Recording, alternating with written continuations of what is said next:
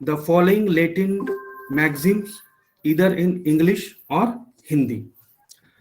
तो first is एब initio. तो ab initio means from the very beginning of start, मतलब शुरू से, प्रारंभ से।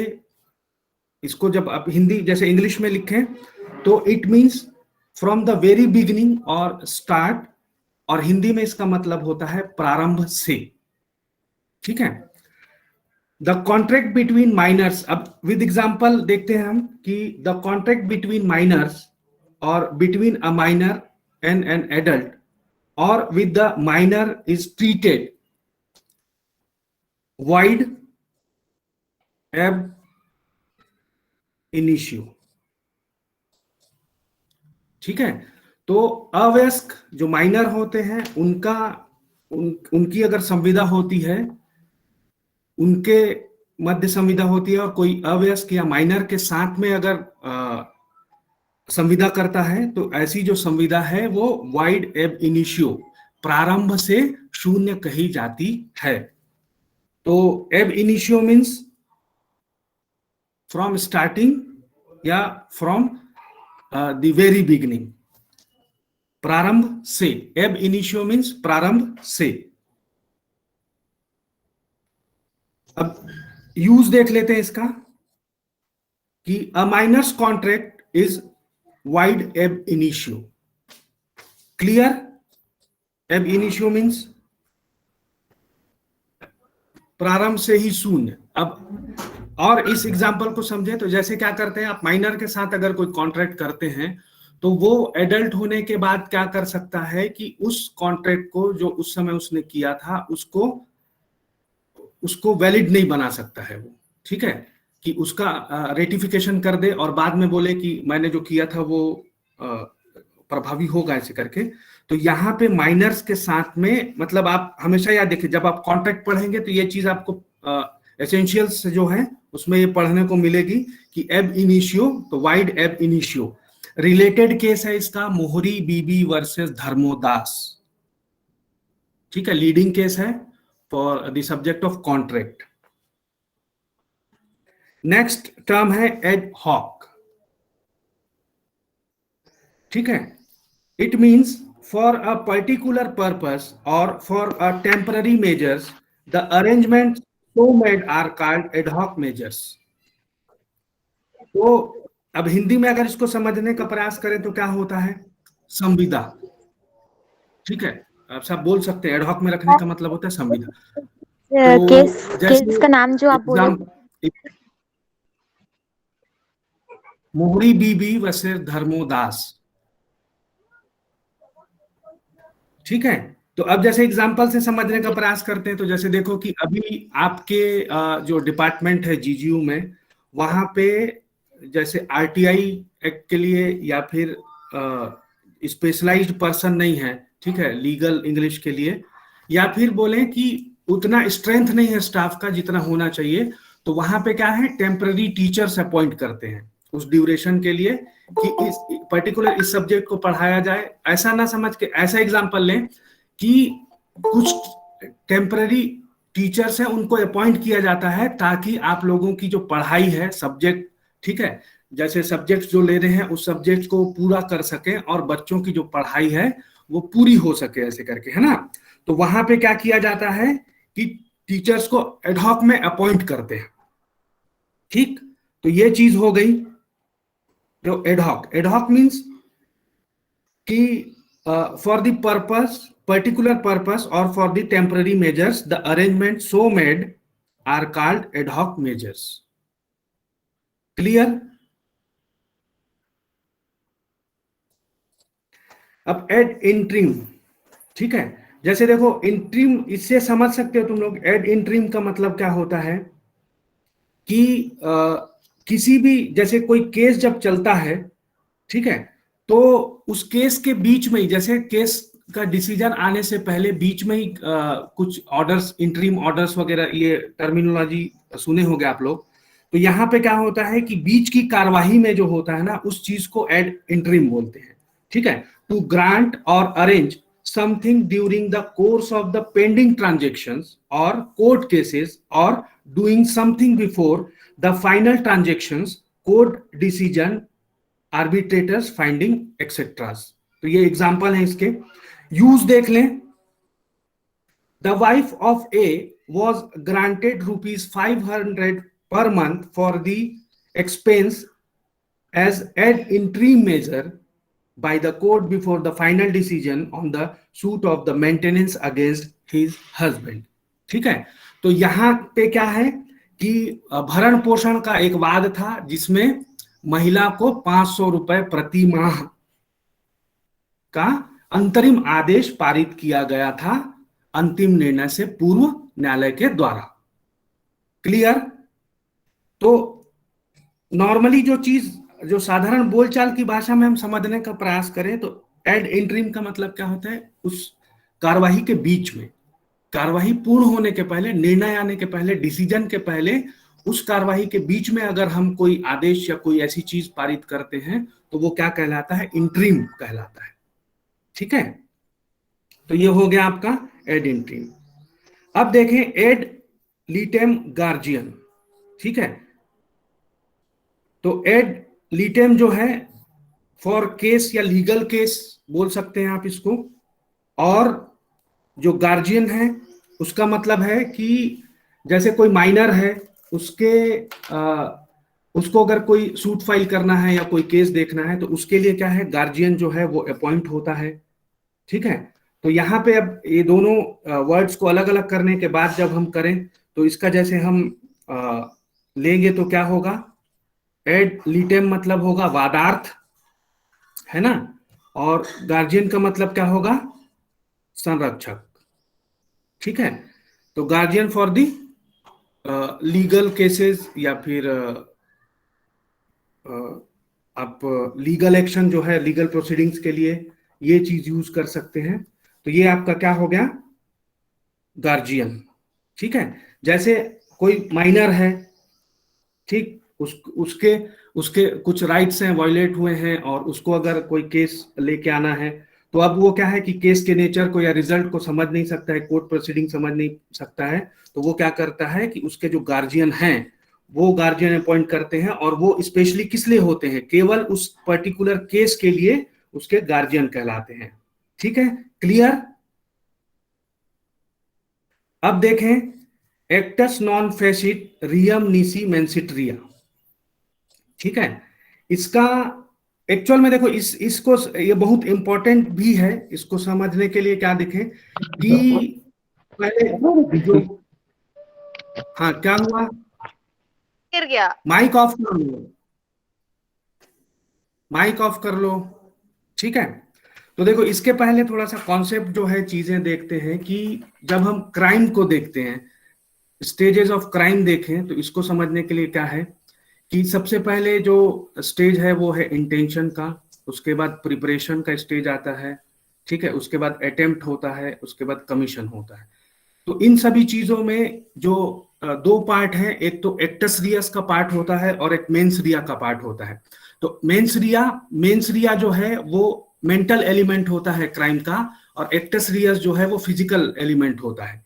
ठीक है, तो यहाँ पे जो स्टेजेस हैं क्राइम के वो intention, preparation, attempt and commission जो है, इसके बाद जो है वो क्राइम जो है वो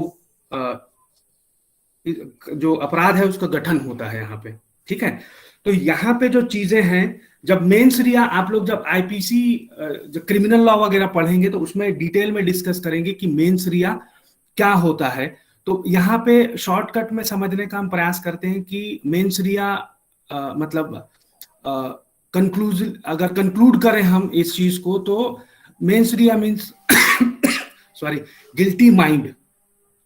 ठीक है, तो यहाँ पे क्या है कि एक जो जनरल रूल है वो ऐसा है कि जब भी क्राइम किया जाता है तो क्रिमिनल माइंड मतलब गिल्टी माइंड के साथ में, मतलब गिल्टी माइंड का मतलब ये है कि आपको उस अपराध जो आपने क्राइम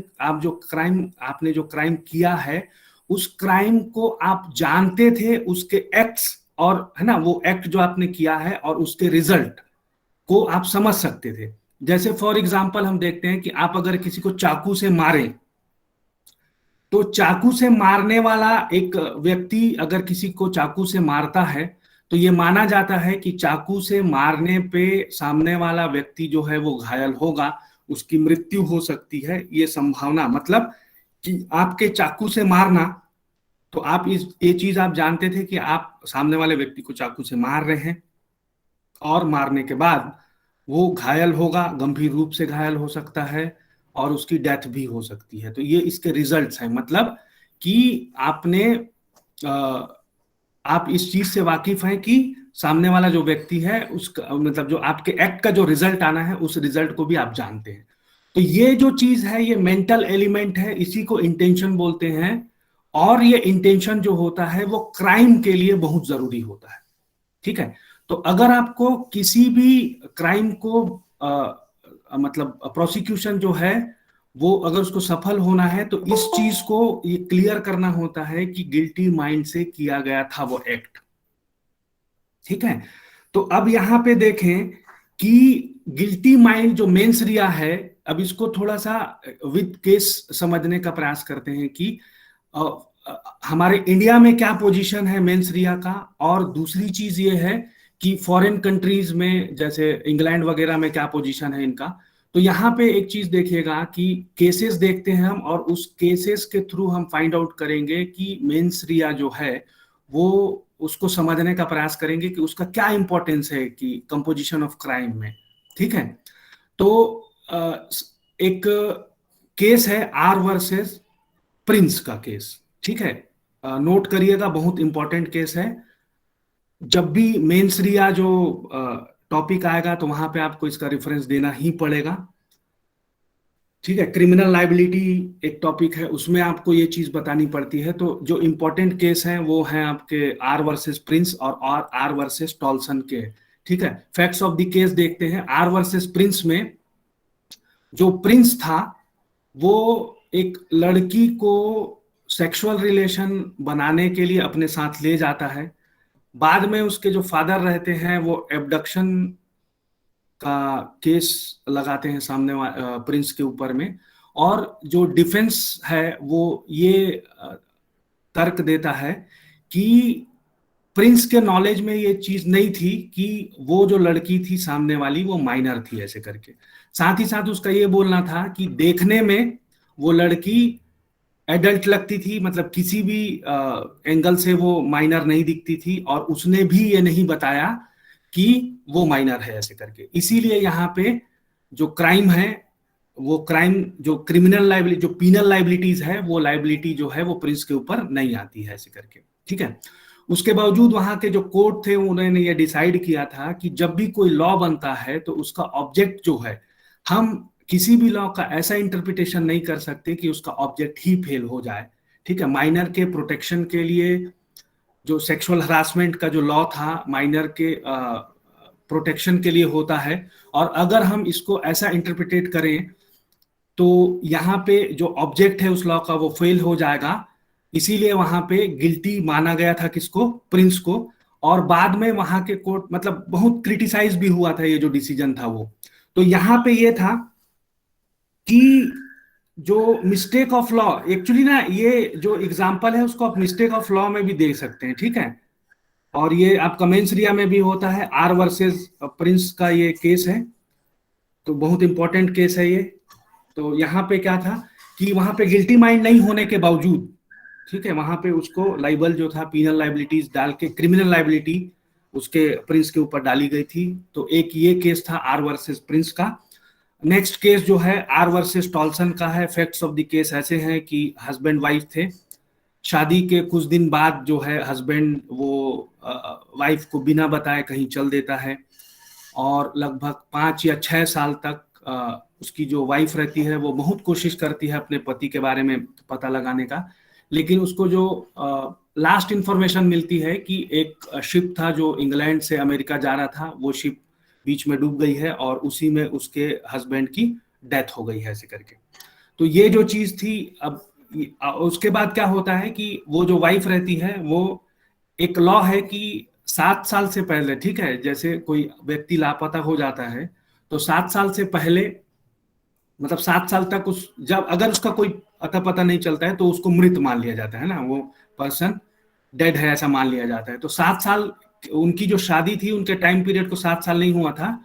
तो उसकी जो वाइफ है वो दूसरी शादी करती है, तो जस्ट शादी के बाद ही, ठीक है, उसका जो पुराना हस्बैंड है वो सामने आ जाता है और वहां पे वो दूसरे मतलब दूसरी शादी है उसके लिए चार्ज लगा देता है इसके ऊपर। तो वहां पे कोर्ट ने ये डिसाइड किया कि यहाँ पे अब देखो कि बात है गिल्टी माइंड वाली। तो कोर्ट ने यहाँ अब देखो यहाँ पे भी मिस्टेक ऑफ लॉ था कि 7 साल से पहले उसको डेड नहीं माना जा सकता है ऐसे करके। लेकिन यहाँ पे कोर्ट ने ये डिसाइड किया था कि वाइफ जो है जब सेकेंड मैरिज कर रही थी तो उस समय जो उसको लास्ट इंफॉर्मेशन मिली थी अपने हस्बैंड के बारे में, ठीक है, और उसने वाइफ ने हर मतलब जितनी भी कोशिश वो कर सकती थी अपने पति के बारे में पता लगाने की वो की। और आखिरी में जब उसको ये पता चलता है कि उसके हस्बैंड की डेथ हो गई है उसके बाद ही उसने शादी के लिए अप्लाई किया था। तो यहाँ पे जो है कि ये जो चार्ज है, ठीक है, पीनल लायबिलिटी जो था वो चार्ज यहाँ पे नहीं लगाया गया था और उस लेडी को छोड़ दिया गया था। तो ये जो चीजें हैं इन दोनों एग्जांपल्स में देखें। एक एग्जांपल और है जिसका केस मेरे को अभी याद नहीं आ रहा है, मैं आपको बाद में बताऊंगा।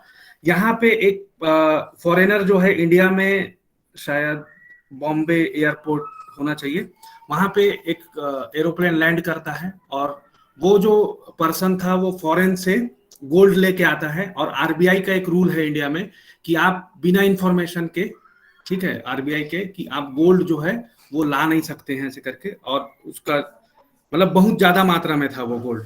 तो वहां पे इसके ऊपर चार्ज लगाया गया था, ठीक है। तो ये इस वाले केस में क्या था कि इसको जो पर्सन है उसको लाइबल माना गया था, पीनल लाइबिलिटी डाली गई, बाद में क्रिमिनल लाइबिलिटी भी प्रूफ हो गया था। तो यहाँ पे भी इसका जो डिफेंस था वो ये था कि उस पर्सन के नॉलेज में ये चीज नहीं थी कि इंडिया में ऐसा कोई रूल है और उस रूल के बारे में उसको नॉलेज नहीं था। जबकि वो प्लेन जो था वो बाई मतलब भारत इंडिया से होके दूसरे कंट्री में जाना था, शायद बांग्लादेश जाना था उसको। तो वो बीच में फ्यूलिंग के लिए रुका हुआ था यहाँ पे और उसी समय ये जो चीजें हुई हैं वो हुई थी। तो यहाँ पे इसका जो डिफेंस था वो ये था कि मेरा जो माइंड है वो गिल्टी माइंड नहीं था ऐसे करके। लेकिन ये जो एक्सक्यूज है उसको कोर्ट ने नहीं माना था।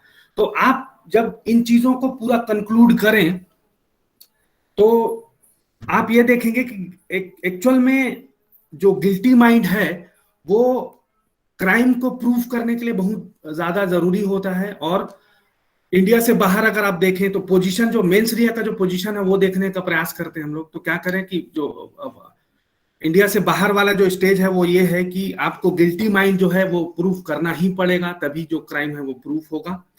दूसरी चीज ये है कि इंडिया में जो पोजीशन देखेंगे तो पर्टिकुलर एक जो वर्ड है मेंस रिया जो है, मेंस रिया वर्ड आपको इंडियन पीनल कोड में कहीं पे भी नहीं मिलेगा। लेकिन इससे और कुछ वर्ड्स हैं जो डिसऑनेस्टली, ठीक है, इंटेंशनली, ये जो वर्ड्स आपको आईपीसी में मिलेंगे, ये वर्ड्स जो हैं वो उस मीनिंग को पूरा करते हैं जो आपका जो मेंस रिया जो चीज है, उस चीज जो गिल्टी माइंड है उसी को बताने का प्रयास किया गया है। और हमारे यहाँ आईपीसी के आप लगभग प्रोविजंस में आप देखेंगे तो जो प्रोविजन जैसे सेक्शंस देखेंगे तो आपको उस सेक्शन में 2 पार्ट मिलेगा, एक मेंस रिया वाला पार्ट है और एक एक्टस रिया वाला पार्ट है। तो वो चीज आपको प्रूफ करनी ही पड़ेगी। जैसे आप कोई भी क्राइम को देखें, जैसे आप थेफ्ट वाला जो चीज प्रोविजन देखते हैं तो उसमें ये आपको मिलेगा कि चोरी करने के आशय से, उसका इंटेंशन था चोरी करने का, ठीक है। तो जो इंटेंशन है उस चीज को पर्टिकुलरली देखना ही पड़ता है, तभी आप उसके ऊपर वो चार्ज लगा सकते हैं जो चार्ज उसमें दिया हुआ है। मतलब आप जो भी ऑफेंस देखेंगे तो उसके जो एसेंशियल्स हैं जो आपको आईपीसी में दिए हुए हैं वो एसेंशियल्स जब पूरे होंगे उसके बाद ही वो जो लाइबिलिटी है, क्रिमिनल लाइबिलिटी जो है, वो पीनल लाइबिलिटी क्रिमिनल लाइबिलिटी में तभी कन्वर्ट होती है जब ये सारे एसेंशियल्स जो हैं वो आपको प्रूफ होते हैं। तो एक ये चीज हुई। तो ये जो है एक्टस नॉन फेसिट रियम निसी मेंसिट रिया, तो यहाँ पे इसका जो मीनिंग है वो यही है कि अगर मैंने कोई काम, ठीक है, गलत मंशा से मतलब गिल्टी माइंड से नहीं किया है तो वो मेरा काम जो है वो अपराध नहीं है।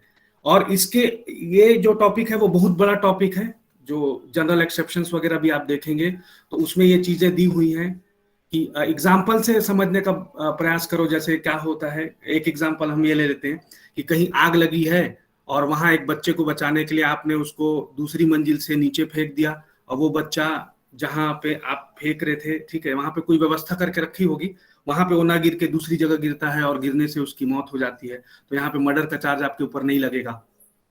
ठीक है, तो यहाँ पे जो माइंड है, गिल्टी माइंड होना वो जरूरी है क्राइम को प्रूफ करने के लिए। तो ये जो चीज है, तो ये एक्टस नॉन फेसिट रियम निसी मेंसिट रिया जो है वो यही चीज बताता है कि आपने अगर कोई काम, ठीक है, कोई भी काम गलत तरीके से, मतलब गलत सोच से नहीं किया है, आपका माइंड अगर गिल्टी नहीं है, तो वो क्राइम नहीं हो सकता। ठीक, क्लियर है? अब ये लास्ट हम देख लेते हैं आज की क्लास के लिए, एब्यूज ऑफ प्रोसेस। ठीक है, तो प्रोसेस जो है वो चीजें ऐसी हैं कि एक प्रोसेस सिस्टम बना हुआ सर है, आप उस सिस्टम में अगर जैसे मान लो आरटीआई हेलो एक्ट है। हेलो सर हेलो सर आप सुन रहे हैं? हाँ बोलो। सर आपने कहा कि गिल्टी माइंड से अगर वो हाँ बोलिए। काम करेगा